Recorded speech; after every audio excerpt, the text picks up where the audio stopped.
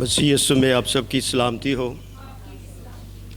شکر خداوند کا جس نے ایک دفعہ پھر ہم سب کو اکٹھا کیا کہ ہم مسیح کے کلام اقدس میں سے بابرکت باتیں سیکھ سکیں۔ آج کا کلام 2 حصوں پر مشتمل ہے۔ پہلا حصہ ہے صلیب اور نجات۔ کیا ہے صلیب اور نجات؟ اور پھر ہم جائیں گے حکام 10 کی طرف اور 7واں حکم سیکھیں گے۔ جیسے کہ آج کتاب مقدس میں نیا عہد نامہ میں پولس رسول کا خط گلاطیوں کی کلیسیا کے نام ہم نے پڑھا سنا۔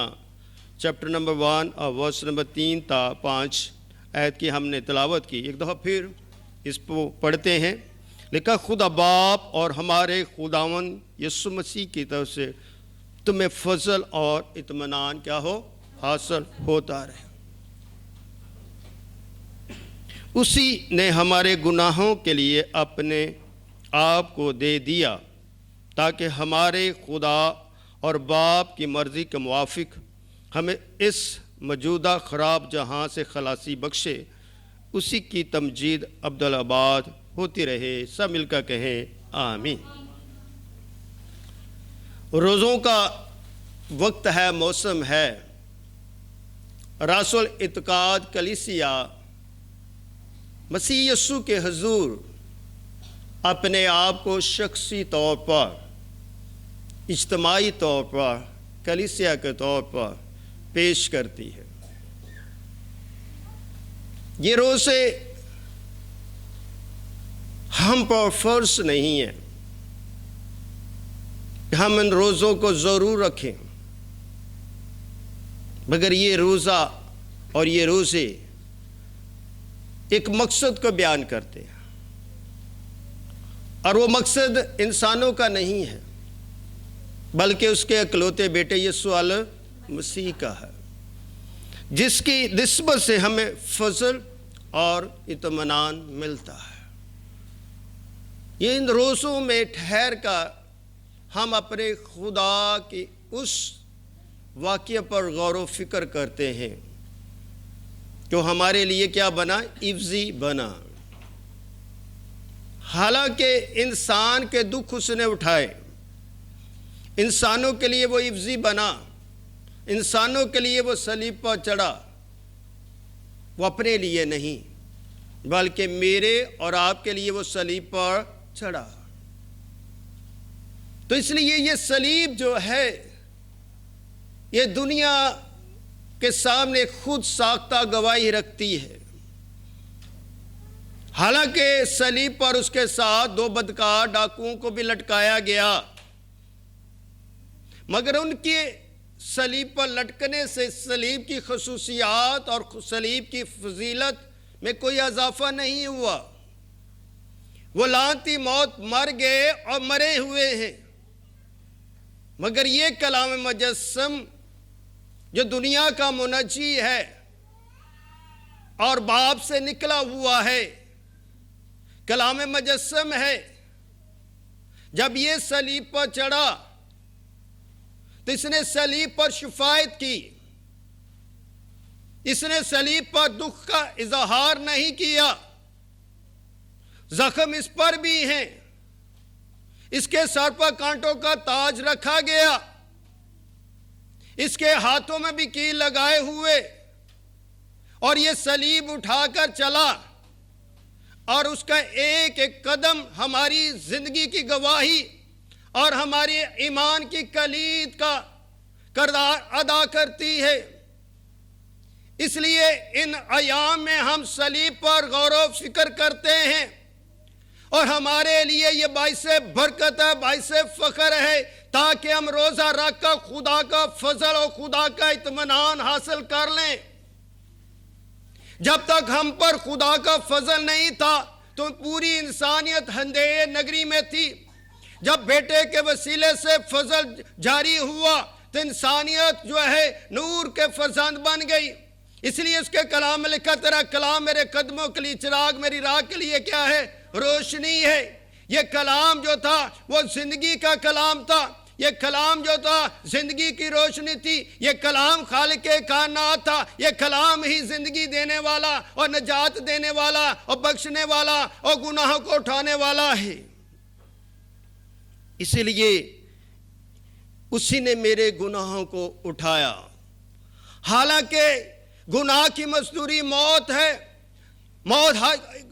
جو شخص گناہ کرتا وہ موت حاصل کرتا ہے، جو زندگی گناہ کرتی ہے وہ تکلیف اٹھاتی ہے۔ مگر یہاں پر فلسفہ الٹ ہے، گناہ کرنے والا جہاں ہے، مرنے والا اس کا کلمہ ہے، گناہ کرنے والی زندگیاں ہیں اور موت کو برداشت کرنے والا اس کا بیٹا ہے، گناہ کرنے والا انسان ہے مگر نجات دینے والا اس کا کلمہ ہے۔ یہ زندگی کا ایک الٹ اصول ہے، مگر اسی کے وسیلے سے تو ہماری بخشش ہے، اسی کے وسیلے سے تو میری نجات ہے، اسی کے وسیلے سے تو میری راست بازی ہے، اسی کے وسیلے سے تو میری کاملیت ہے۔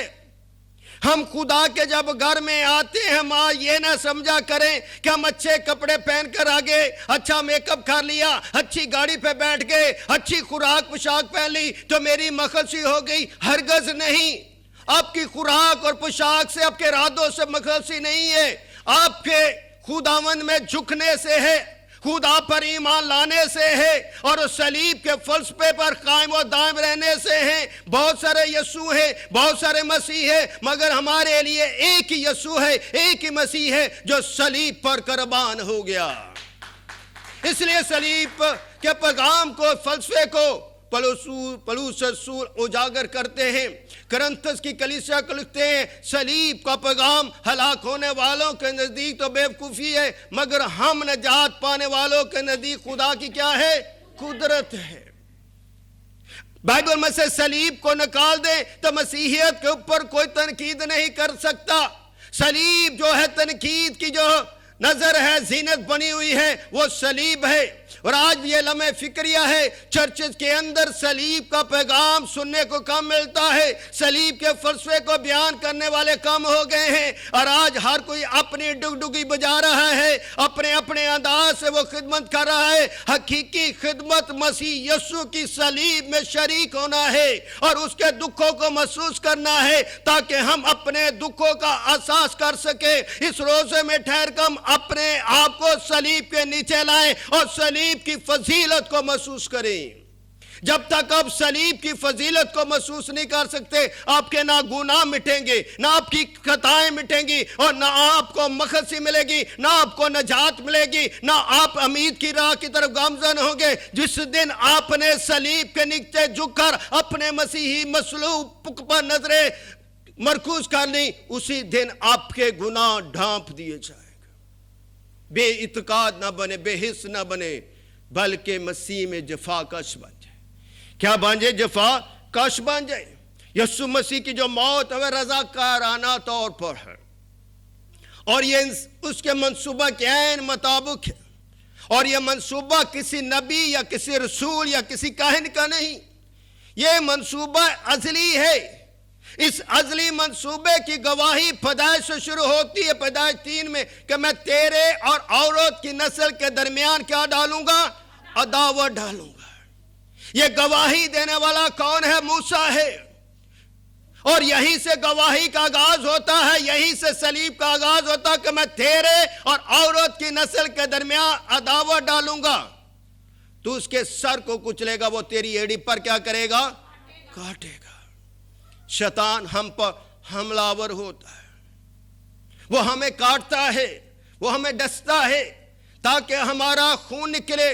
جب بدن سے خون خارج ہوتا ہے تو بدن کمزور ہو جاتا ہے، موت کے حوالے ہو جاتا ہے، مگر جب اسی بدن کے اوپر میرے آقا، میرے مالک، میرے یسوع کا ہاتھ پڑ جاتا ہے تو یہی بدن کے اندر خدا کی قدرت کام کرتی ہے، تو یہ بدن خدا کی گواہی دینے پر مجبور ہو جاتا ہے، تو اس کی آواز زمین پر نکلتی ہے اور آسمان کو چیرتی ہوئی اس کے تخت تک پہنچ جاتی ہے۔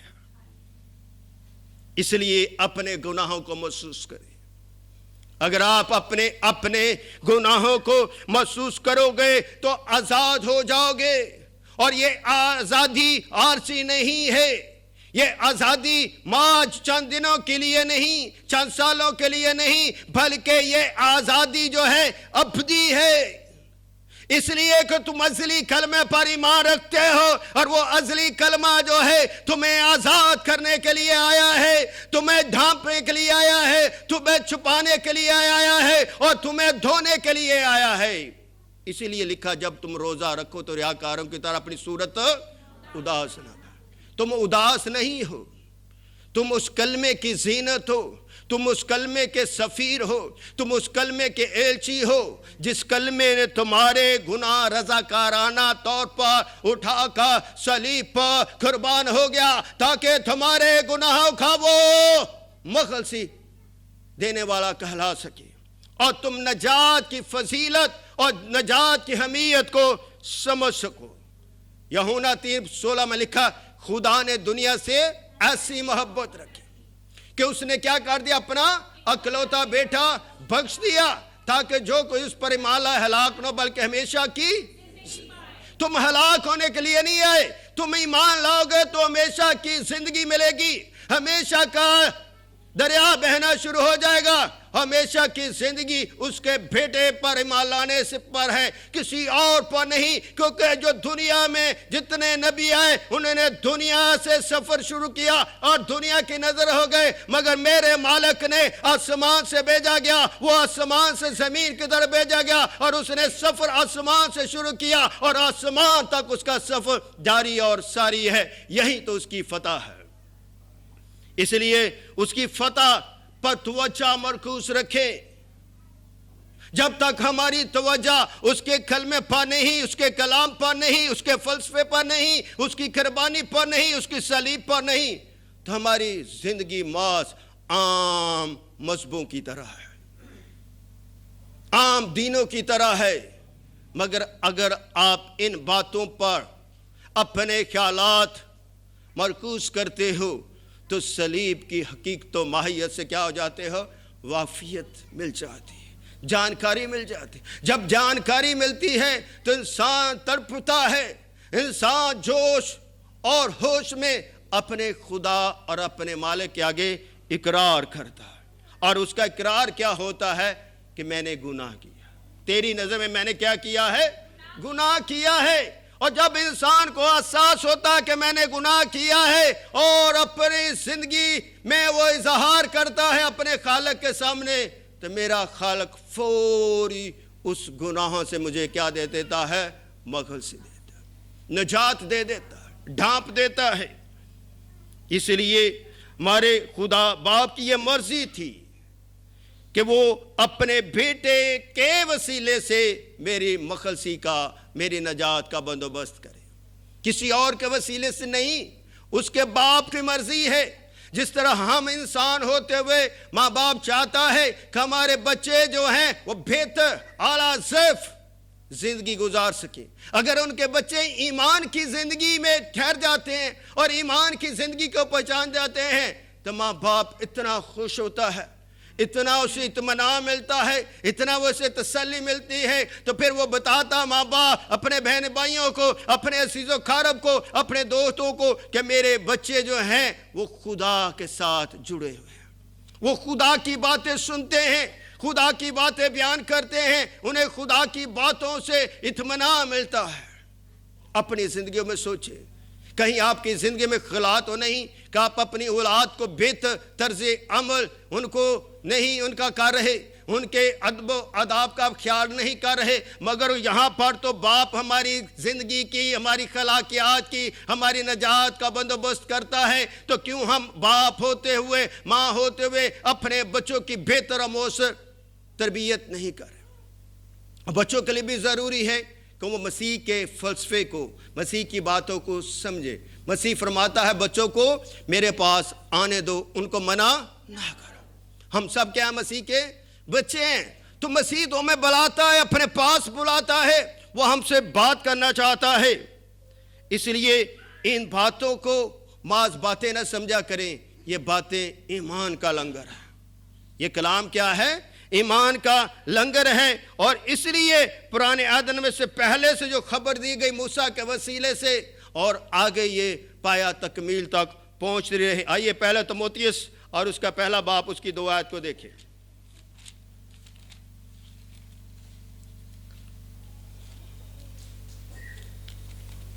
پہلا باب اور اس کی 2 آیت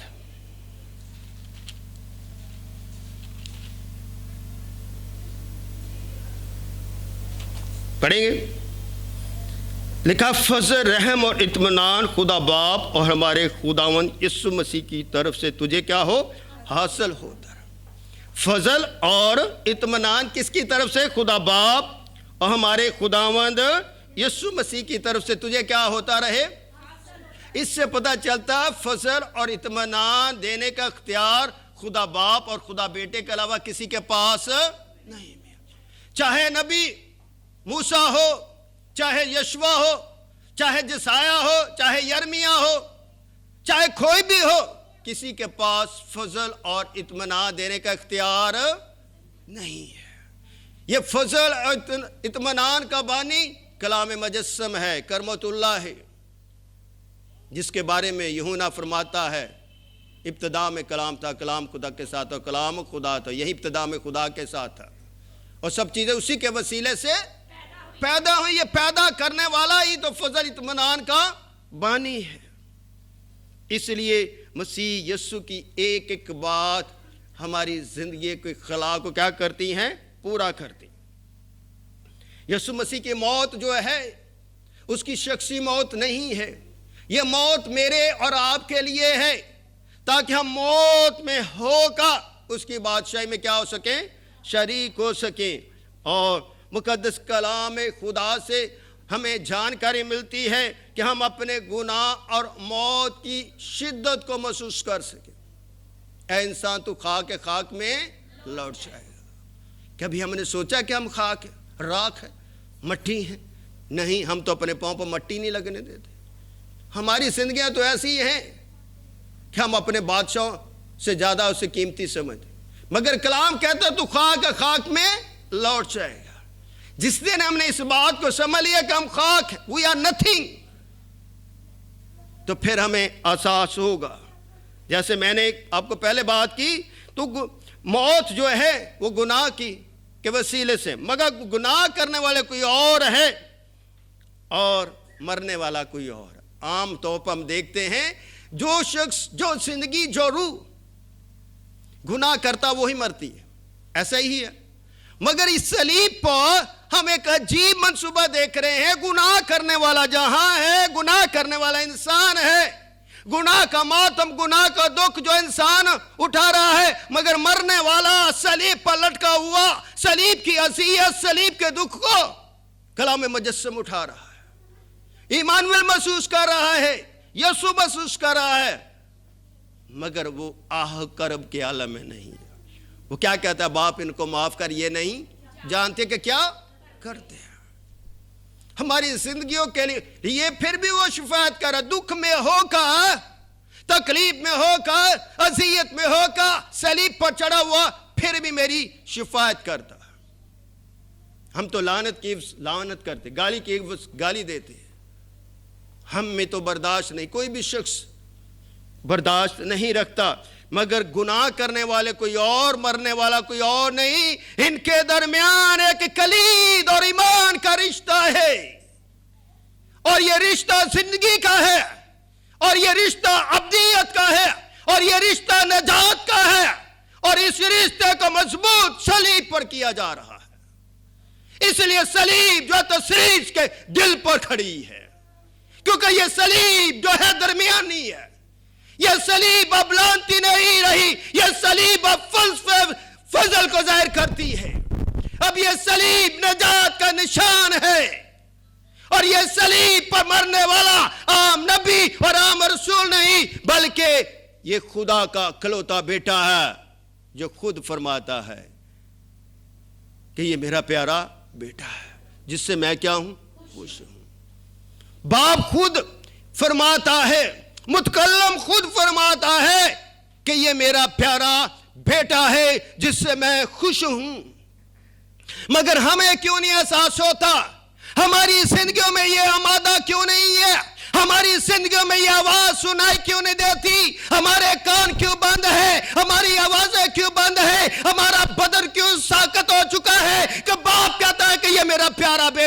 مگر ہم کہتے ہیں کہ یہ بیٹا نہیں ہے.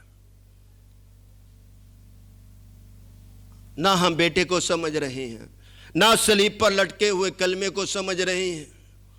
ہم اسے غیر قوموں کی طرح ماس نبی مانتے ہیں، مگر یہ نبی بھی ہے اور بیٹا بھی، یہ انسان بھی ہے اور خدا بھی ہے، یہ قادر مطلق ہے. اس لیے یہ گناہ کے خمیر کو دور کرتا ہے. اس لیے گناہ ہماری وراثت میں ہے، مگر یہ وراثتی گناہ کو دھونا چاہتا ہے، یہ ڈھانپنا چاہتا ہے، یوم مخلصی دینا چاہتا ہے، یہ ہماری سزاؤں کو اٹھانا چاہتا ہے. یسوع مسیح کی موت کیا ہے؟ ایک مقصد ہے، اور یہ مقصد کیا ہے؟ ازلی ہے. یہ زمینی مقصد نہیں ہے بلکہ یہ آسمانی مقصد ہے، اور اس مقصد کی جو تکمیل ہے وہ میری بخشش ہے. وہ کیا ہے؟ میری بخشش ہے کہ ہم نجات پا سکیں، گناہ سے نکل کر ہم کیا پا سکیں؟ نجات پا سکیں. اور نجات کا عمل جو ہے چرنی سے شروع ہوتا ہے. نجات کا عمل کہاں سے شروع ہوتا ہے؟ چرنی سے شروع ہوتا ہے، کیونکہ چرنی میری بیچارگی کو ظاہر کرتی ہے اور سلیم میری نجات کی گواہ بنتی ہے. تالی تو ہونی چاہیے. ہم اتنے سست ہیں، ہمیں تو یہ بھی نہیں پتا کہ لفظ کیا بولے جائے. جب ہم باہر جاتے ہیں نا، کلام سناتے ہیں تو ایک سینٹینس کے اوپر وہ کرتے ہیں آمین آمین. ہمارا تو بل آ جاتا ہے، بولنے سے بھی ہمارا بل آتا ہے. کیوں؟ ہمیں پتہ ہی نہیں ہوتا کہ بات کیا ہو رہی ہے. ان باتوں سے ہم نالا ہیں. ہم خوش ہوتے ڈرامے دیکھ کے. ایک ڈرامہ بھی نہیں چھوڑتا، رات کے چاہے 2 بجے بھی آ جائے، 1 بجے جا کے ہم نے دیکھنے. صبح اٹھیں گے تو لیٹ ہو، کوئی بات نہیں ہے، لیٹ ہو جائیں کی ہو جائے گا. پادری صبح کا تو کام ہے کہنا کہ جلدی آؤ. ہم نے اپنی عادتیں بدل نہیں ہیں. نکاح ہوگا تو 4 گھنٹے لیٹ ہوگا، شکر گزاری ہوگی تو کتنے گھنٹے لیٹ ہوں گے. ہم نے اپنی زندگی کا طرز عمل جو ہے بے وقت بنا لیا، مگر خدا وقت اور ترتیب کا خدا ہے، اور خدا تجھ پر تحمل کرتا ہے. خدا کیا کرتا ہے؟ تجھ پر کیا کرتا ہے؟ تحمل کرتا ہے، اور ہماری حالت زار کو وہ درست کرتا ہے. ہماری قبلوں کو کیا کرتا ہے؟ وہ درست کرتا ہے، تاکہ ہماری زندگی سدھر جائے.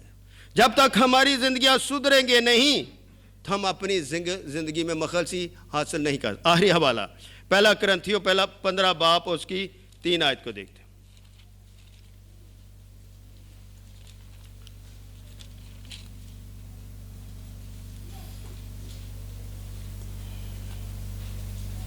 پڑھے، مل کے پڑھے. اب ڈر رہے ہیں کون پڑھے تھے کون نہ پڑھے. یہ ہمارا حال ہے. ایک تو دیکھو 20-10 آدمیوں کے پاس بائبل نہیں ہوگی. ہم ٹہلتے آتے ہیں جیسے جا رہے ہیں کہ عمران خان آ رہا ہے، گھبرانا نہیں. ہمارے ہاتھ میں بائبل ہی نہیں ہوتی. جنگ لڑنے ہم شیطان سے جا رہے ہیں اور ہمارے پاس ہتھیار ہی نہیں، تلوار ہی نہیں. یہ کیسی ہماری زندگی ہے؟ چرچ کو ماز ہدیوں پہ نہ لگائیں. چرچ کو چرچ جانے. Church is a body of Christ. یہ باڈی آف لیاس نہیں ہے، یہ باڈی آف کرائسٹ ہو. تم مسیح کا بدن ہو. 1 کرنتھیوں 3 باب میں لکھا، کیا تم نے جہاں تک تمہارا بدن خدا کا مقدس ہے، تم مقدسین ہو. آئیے 1 کرنتھیوں 15 باب اس کی 3 آیت میں لکھا ہے، چنانچہ میں نے سب سے پہلے تم کو وہی بات پہنچا دی جو مجھے پہنچی تھی. میں نے سب سے پہلے تمہیں وہ بات پہنچا دی، وہ خوشخبری پہنچا دی، وہ بشارت پہنچا دی جو مجھ تک پہنچی تھی. آخر مجھے بھی تو کسی نے پہنچایا تو میں نے توبہ کی، مسیح پر ایمان لایا، خدا کا خادم بنا کہ مسیح کتاب مقدس کے مطابق ہمارے گناہوں کے لیے کیا ہوا؟ کتاب مقدس کے مطابق ہمارے لیے کیا ہوا؟ مرا، قربان ہوا، عوضی بنا. کتنی بڑی بات خدا کے کلام میں لکھی ہے. خوشخبری کی، دکھ کی نہیں، خوشخبری کی. اور کیا آگے لکھا ہے؟ اور دفن ہوا اور تیسرے دن کتاب مقدس کے مطابق جی اٹھا. اس کا جی اٹھنا سب سے بڑی گواہی ہے. اگر وہ جی نہ اٹھتا تو عام نبیوں کی طرح نبی ہوتا، مگر میرا خدا جی اٹھا، میرے لیے وہ مرا، میرے لیے حفظی بنا، مجھے نجات دے کر وہ جی اٹھا۔ اور آج کا پہلا کلام کا حصہ صلیب و نجات اختتام پذیر ہوا۔